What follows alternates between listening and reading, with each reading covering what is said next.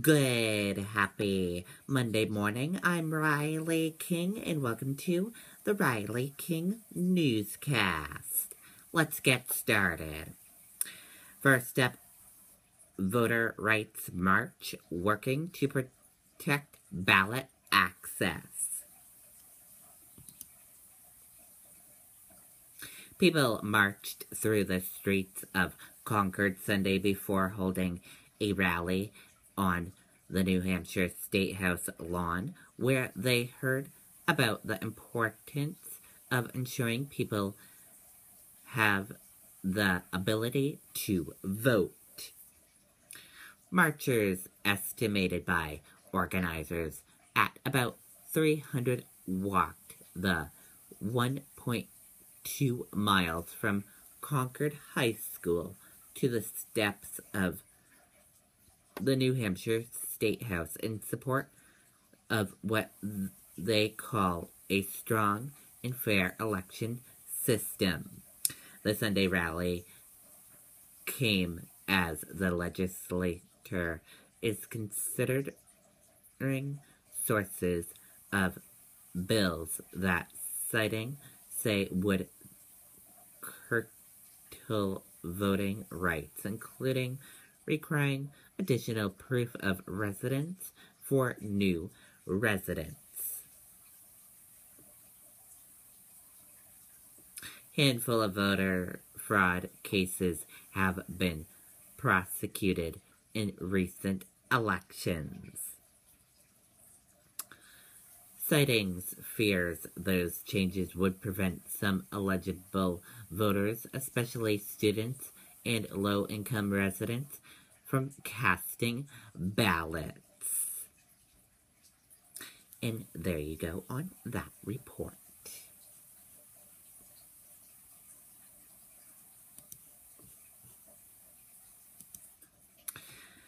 Five-year-old child shot. Police say father was intended target. Let's take a listen to this video from WCVB Boston. Facing a family crisis, you need Cervisi and Associates. With over 20 years of experience, we focus exclusively on divorce and family law. You can count on our team to provide personal attention, integrity, and dedication. About 9:30 this evening, our officers received a call for shots fired in the area of 12 to 14 Copeland Street in Roxbury. On arrival, the officers seen a vehicle leaving the scene. It was the young child with his family on the way to the hospital. Inside was a 5 or 6 year old child who had a wound to the lower back. Thank God it looks to be non-fatal, and he's in stable condition. He's alert and awake, and is going to be fine. Myself and Mayor Walsh talked to the doctors, so we're very fortunate about that. At this time, it looks clearly like his dad was the target here. Even the father made comments to that effect. And obviously, the scene up there is very active. We have officers doing canvasses, looking for video, but obviously we need the public's help to find who's responsible for this. Preliminary reports was a silver vehicle with two black males, 18 to 20, who fired multiple rounds from Warren and Copeland down the street towards the dad, and unfortunately they got the child. But the child's here. He's in good hands at Boston Medical Center at this time, and myself and the mayor talked to the doctor, and the doctor says he's stable, and we had a chance, I did, to visit with the child, and he was very alert and conscious, and we're very fortunate he's going to be okay. Okay, and there you go on that report. Our thoughts and prayer are with that child.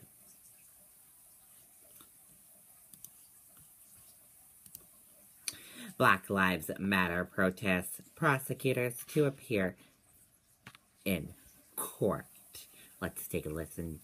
Look. Protesters arrested last summer during a Black Lives Matter event will appear in court Monday morning. Prosecutors are petitioning the court to have their cases against the protesters put back on the docket. The hearing was scheduled after a plea agreement for the protesters fell apart in February. As part of a deal, 17 protesters were supposed to pay a $200 fine and avoid being arrested and charged with any criminal counts moving forward. They were also supposed to meet face-to-face with Portland police to discuss what happened on the night of July protest. The meeting was canceled because police and prosecutors did not meet the conditions of agreement. Prosecutors said the protesters did not want to split into two groups for the meeting. Protesters also asked the NAACP executive director to leave, according to prosecutors. Hearing is scheduled for 8:30 a.m.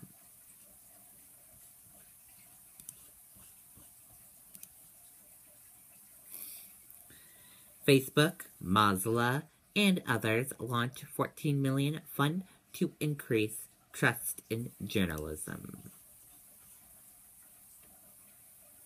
Facebook and Mozilla are among companies in organizing launch a $14 million fund, prompt news literacy, and increase trust in journalism.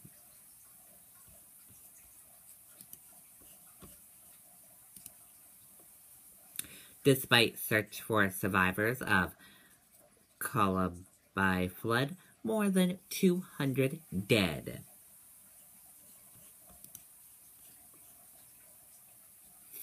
Rescue crews have been desperately digging through the rubble of Mako Columbine, trying to locate anyone who may still be alive after the town was devastated by a wall of water and mud that hit like an avalanche. At least 210 people have died and 203 have been injured, and the country expects those numbers, according to the National Unit of Management of Disaster Risk in Columbine.